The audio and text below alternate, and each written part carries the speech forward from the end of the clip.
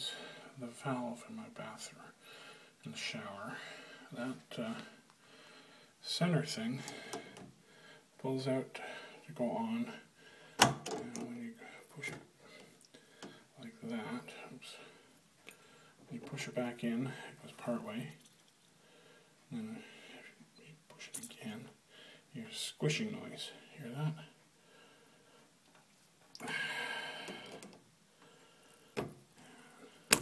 Oops. And there's this copper thing here and here, and I think it's connected to this one up here. And there's kind of a slot along the bottom. And I think that's how you get it off, but I can't figure it out.